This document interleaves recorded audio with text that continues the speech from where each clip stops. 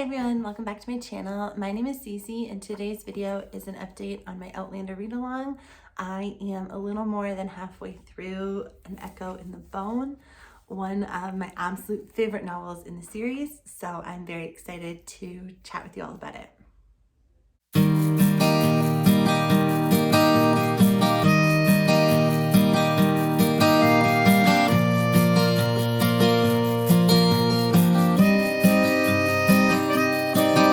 Okay, so here we are. An Echo in the Bone has started.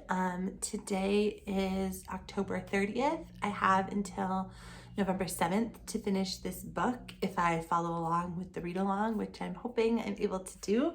I am currently on, I'm past this. So my bookmark is at page 447, but I know I'm past because I listened a little bit last night in an audiobook version.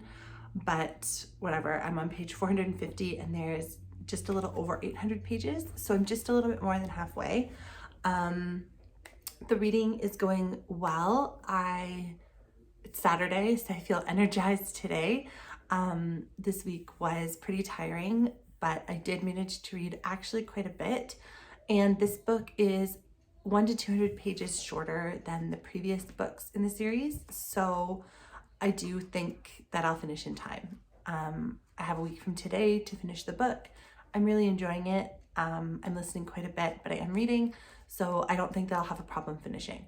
I had meant to film this video on Thursday night and have it posted for Friday, but just couldn't make it happen. I had the energy to read. I did not have the energy to write down my thoughts and then film them and then edit the film and then post it. So it is what it is. Hopefully I can post this tomorrow or maybe Monday and finish and then film another one. So yeah, that's how it's going. The reading is going great. Things are just really, really busy right now. Volleyball season has started. I'm coaching, so that just adds, 3 or 4 extra hours every week. And I don't know, it's just busy. So yeah, I have the time to read when I can. If I make it a priority, then it goes really well. If I listen on my way to and from work, then that's really good. A couple times, in the evenings, if I'm doing a job where I can listen and to the book as I'm doing it, then that works out well as well. And yeah, hopefully I just keep reading. Okay, so An Echo in the Bone. I think I forgot that this is one of my favorite books, but it really is. So far, it might be in the number 2 spot for me. Outlander, the first one, will always be in the number 1 spot, but this might be number 2. It's honestly so good. The book is full of action, but not as much as the one before. I found the one before a little too much. Definitely kept you in the seat of your edge of your seat, like you wanted to know what's happening next, what's going to happen with this. This has the same thing, but not as much action. So you just get to breathe with the characters a little bit more, which I really enjoy. So to me, it just seems like kind of the perfect balance. There's things going on with everybody, and I find most of it very, very interesting, but you just have a little bit more time, it feels like, with each character. So I really appreciate that. And it's funny that I feel that way because this book is shorter, so you would think that there'd be less time, but it just feels like there's more. I just like the pace of this book, I guess. So yeah, that's how I'm feeling about the reading. Really enjoying it. I just can't say that enough. I feel like I've said it 100 times already, but I really am enjoying this book. So yeah, I'm excited to keep reading. The Echo in the Bone, there are about 7 or 8 things that I really want to dive into with you. One thing is the letters in this book. So I feel like every book, there's been at least a couple of letters, either exchanged between 2 characters or, just a one-off. This book, there's a ton of letters, all from Claire and Jamie in the 18th century, writing almost like a diary letter style to Brianna and Roger in the future. And of course, the letters only go one way. They don't know even that they'll be received, but they are received, thankfully. And they just frame the book really, really nicely, I find. There'll be a letter about Claire and Jamie, but it's stuff that we, the reader, haven't seen yet. And then the next scene is as that letter is being written. So that's very cool. I really like the kind of foreshadowing that's happening there, how the scenes are framed out, how we get these little glimpses into Roger and Brianna's life when they're reading the letters and kind of reacting to it, right? I really think the letters are a great addition. And it's funny because I don't typically like reading letters. In previous books, when they've had letters between John and Jamie, I kind of, breeze through them as fast as I can. I don't find them all that interesting. But this setup, I really, really enjoy. So to me, it's really adding to the book experience for me a lot. So yeah, I really appreciate that. And it's just a great connection thread between the two times. I think that might be really challenging if you didn't have these letters, to feel, maybe you'd feel really interested in Claire and Jamie's story in the past, or maybe you'd feel really interested in Roger and Bree in the 80s, but you wouldn't feel this connection between them anymore. Just a lot of missing them or a lot of longing for them. But this really brings home that thread of connection. So I really appreciated that. I thought the letters were just spot on, really great addition. I'm going to start talking about my favorite guy right off the bat. Ian has some really great moments in this book, really great. We see him really struggling at the start of the book. In the previous book, he talks about, his troubles with his wife and how they couldn't have children, and how, that was such a tense thing for them, and it led to the ending of their relationship, and how much he struggles with that. He kind of asks, like, can I even get married again? Like, is that even fair to a woman that I might want to marry? Like, I'm depriving her of a life of children. And he's really wanting to investigate this and work through it. And he has the opportunity to do that when he learns that, I guess, his ex-wife is close by. He travels to see her, and they have this moment where, they kind of make peace with it. And it seems that she kind of has made peace with it. She's remarried. She's had 3 children, her 3rd one most recently. And you can tell she just still has a lot of love and caring for Ian, even though she's moved on. Ian hasn't been able to move on, but I think this meeting with Emily, or as he calls her, really like eases his mind and his soul. So I just appreciated that scene so much. There's a lot of speculation. Emily offers to him to name her most recent child, her youngest daughter, and he says, no, thank you, I'm gonna name your oldest son. And there's a little bit, it's not clear in the book. Someone says that her oldest son is the child of Ian's spirit. And so there's a lot of speculation. Is he really, Ian's biological child or not? I don't know. I don't think it's clear in the book. And I don't think that it matters. Ian names him, based on an interaction they have, swiftest of lizards.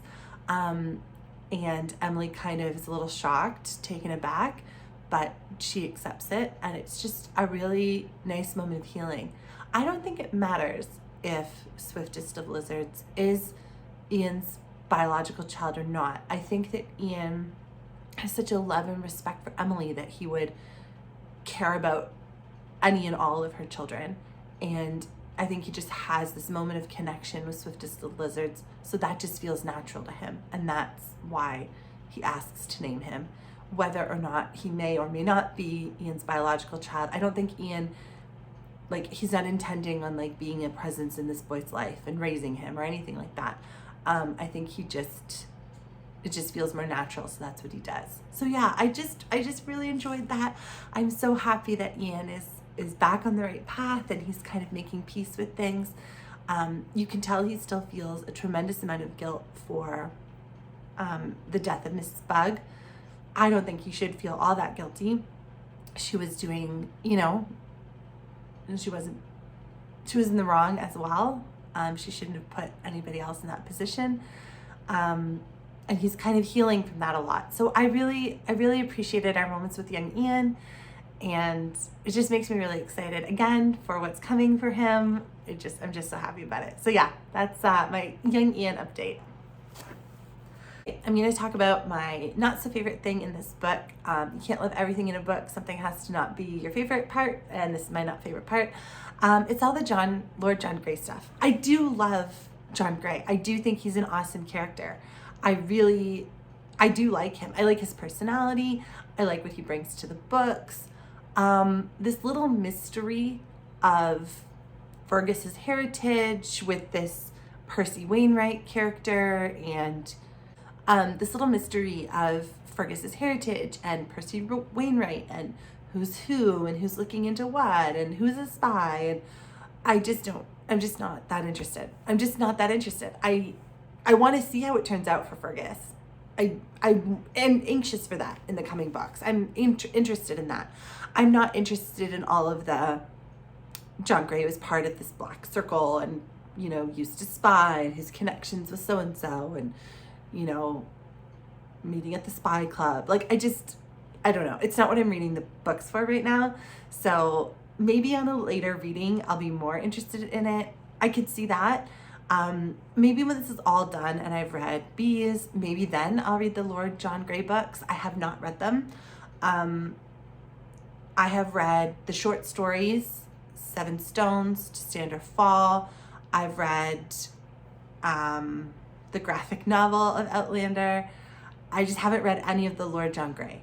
And they're on my list, but they're not like the top of my list. So maybe that's why I'm not so interested. I think that's just it. I just am not so interested. I still love John Grey. I am interested in him and his connection to the Frasers and William and his niece Dottie. I like that storyline. It's the spying stuff just doesn't do it for me. So that to me is the part where I read real quick and just keep going. Just drive on through that and get to the good stuff. But yeah, that's the second thing that I want to talk about. The third thing that I want to talk about, kind of leading from John Grey, is William. I am interested in William's storyline. The first time I read this book, I was not interested in William, really. I was like, okay, yeah, so he's Jamie's biological child, you know, totally different life, totally different experiences. Like, great, that's cool, you know. Let me know when he and Jamie meet and they figure out, or William figures out that they're related. Like, then I'll be interested. Bring on the drama, and I'm here for it. All the other stuff, like, I don't really care. This time through, I have a better attitude towards William. I am more interested in kind of his little, you know, his military adventures and what's going on with all of that. I am liking it.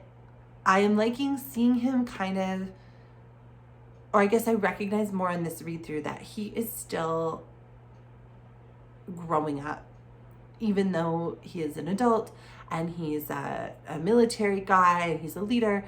He's still not quite sure how to be in the world. And I'm now seeing, like, in his travels, he's thinking a lot about, well, what would my dad, you know, John Grey do? What would he do? How would he behave in this situation? What would he expect me to do in this situation?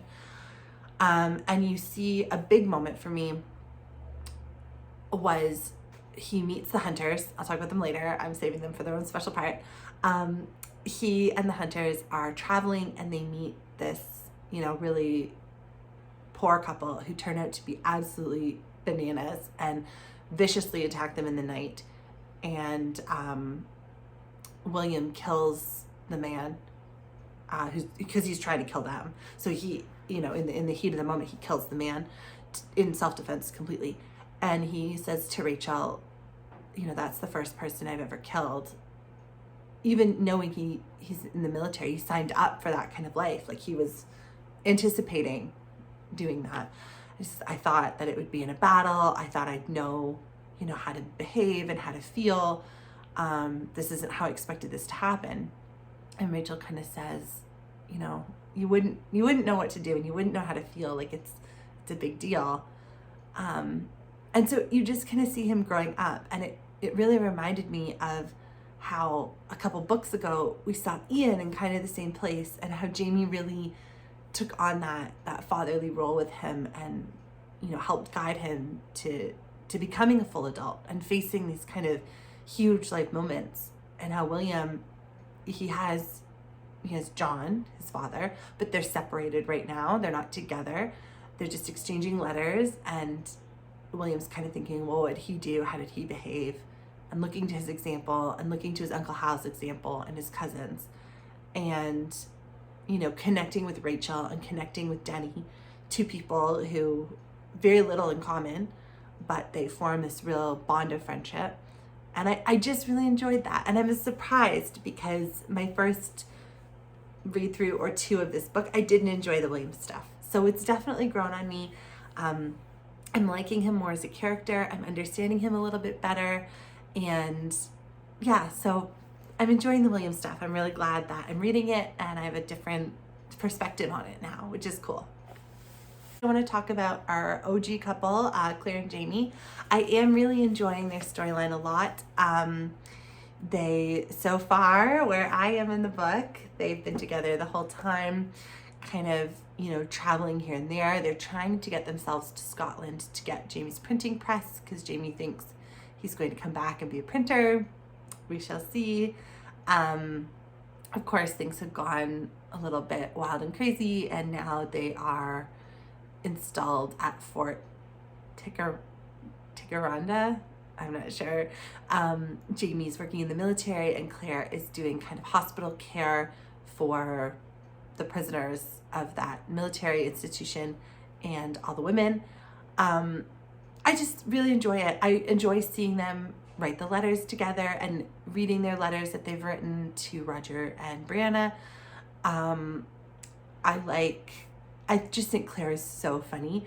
The ghoul that she gets, like this lady that likes to run around after her, kind of helping because she likes the gore. Oh my God, it's just hilarious how she describes it. But it's so gross. And I'm sure it's so true. I'm sure there are people like that like just love to like be nosy and like see all this weird medical stuff. Like, oh my gosh, it's so funny.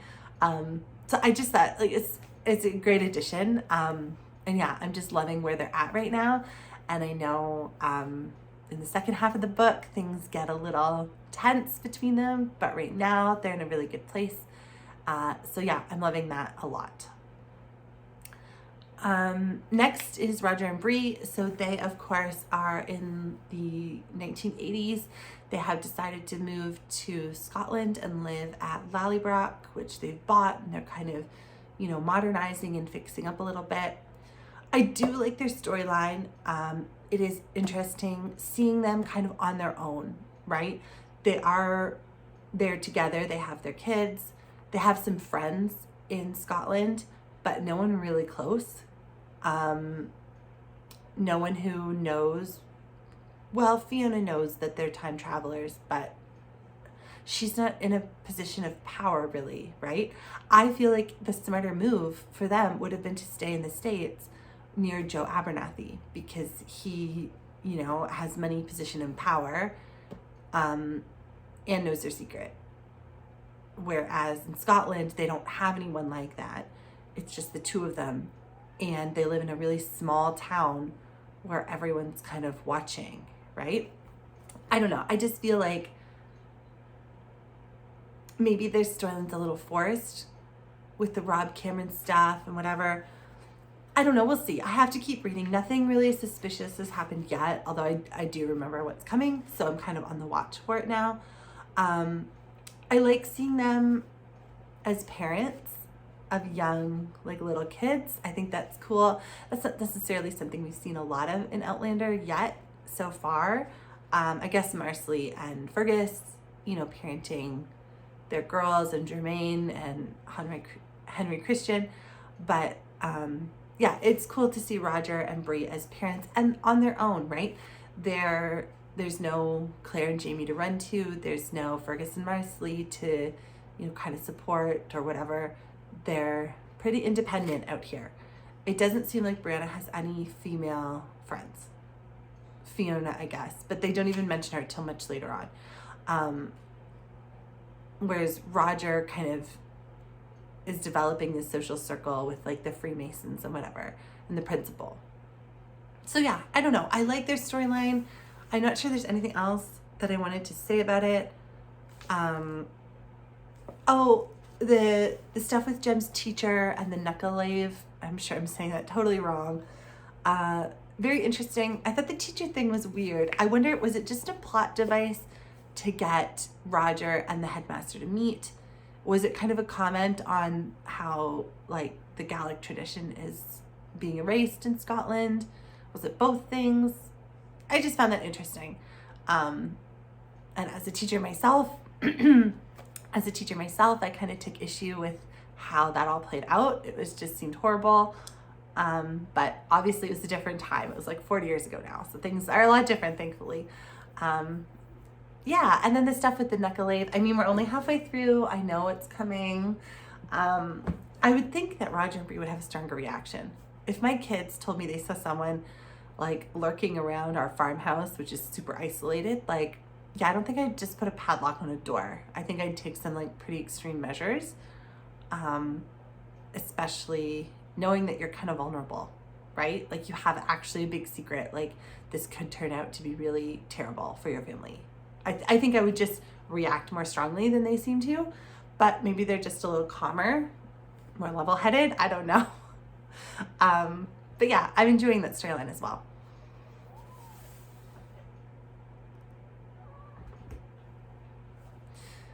Cookie has decided to join me for the last little bit, maybe? No, she's just poking around.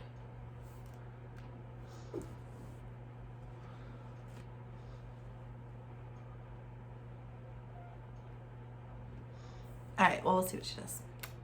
Okay, so the last thing that I want to talk about is, of course, the hunters. Rachel is one of my favorite characters. Denny is one of my favorite kind of side characters. I just enjoy them both so much. I really like when we first meet them, how they're not just, they both kind of join the family later on through marriage, but they come as their own family unit, right? They're brother and sister. I thought that initially they really kind of mirror Jamie and Jenny a little bit as siblings, where, you know, Denny, like Jamie, has decided that he's going to go off into the world and he needs to, you know, stretch his wings a little bit and take some actions, right? Jamie went to university and he fought in Culloden and he was a mercenary. Like he was always out in the world, and his sister was always at home supporting him, right? Being that safe haven, telling him like it is when he needs to hear it, you know, arguing back, but always like 100% on his side. And then I think we kind of see that with Denny and Rachel as well, right? He went off to, you know, medical school, learned how to be a physician, and she was at home, you know, kind of being that safe haven. He comes back, he decides, even though they're Quakers and they totally believe in nonviolence, that he needs to join the American army, because that's his conscience. And so he decides he's going to join this army, and his sister is right by his side, totally on his team, going with him to support him. And you can tell that there's a real love and respect there. I really liked seeing that. I really liked seeing a man in this time who is protective of his sister, looking out for his sister, but really encouraging her to, you know, chase after what she wants to do and standing up for her, right? I just really enjoy their relationship as siblings. So I'm so happy that we get to meet them and, you know, kind of go alongside with them. They bring a totally fresh perspective to the family that we already know and love in Outlander. Jamie is kind of a bloody man, right? Like he very, you know, aggressive, violent, Claire is pretty much that way too. Like not as much, but you know, like, yeah. And it's great to see two characters that are just as strong-minded, just as determined, but are not that violent way. And it's cool to see, you know, the conflict that brings, and how William kind of says it to Denny. He says, well, you can afford to be that way because you know others will step in and do the violence for you. And that's kind of true, right? Yeah, I just love the two of them so much. I'm really excited to see where their story goes. I have read all these books before. I know where their story goes, but the anticipation of reading it again is just unreal. Like, that's one of the best things about reading, is that you read it the first time and it's so exciting. And then instead of your excitement being dimmed the next time, like, oh, I know what's going to happen. Like, that's not what happens to me at all. I get more excited because I know how good it's going to be. So yeah, that's how much I'm enjoying this book. It's kind of embarrassing how much I love it, but oh well, that's fine. That's why I make videos about it instead of harassing my friends and family. This is just a better outlet. So yeah, I think that's all I wanted to say. I feel like I touched on, you know, the major points for me. Oh, I didn't talk about the gold at all. Yeah, so this gold that the bugs stole from Jocasta, and then that's why Mrs. Bug was killed. So Jamie and Ian hid it in a cave, you know, near to Fraser's Ridge, and no one else knows where it is except for Jem. And Jem doesn't know the gold is there. He just knows that they found like a Spanish pirate there, like a long dead Spanish pirate there. I mean, interesting. Again, that's not why I read Outlander. I don't read Outlander for like these little like mysteries, right? I read them for the characters, the relationships, the big events that are happening. I know that this storyline will develop. I am excited to read the follow-up or the conclusion in Bees or whatever, the continuation. Maybe it won't conclude. I am excited to read that. It's just not a major factor for me. It's just of interest, but not a major factor. So yeah, those are all my thoughts on An Echo in the Bone. Thank you so much for watching this video. I really appreciate it. If you have anything to say, anything that I missed, anything that you think I didn't talk enough about, please let me know. I really enjoy when people like and comment on the video. It's really cool. If you have a second, if you wouldn't mind liking and subscribing to my channel, I would really appreciate it. We are coming up to the release of Bees. I can't believe that there's another book, okay, because November is in 2 days, and Bees comes out mid-November, and there's a whole other book to read after this, okay? So I've got to knuckle down. I'm gonna just keep reading is the message today. I'm hoping that I finish this book middle of this week, maybe. That would be great. And then start the next one, and then I'm prepped and ready to go for when Bees comes out, which is so soon. So yeah, thanks again for watching. Please like and subscribe to my channel. I really appreciate it, and I will catch you in the next one.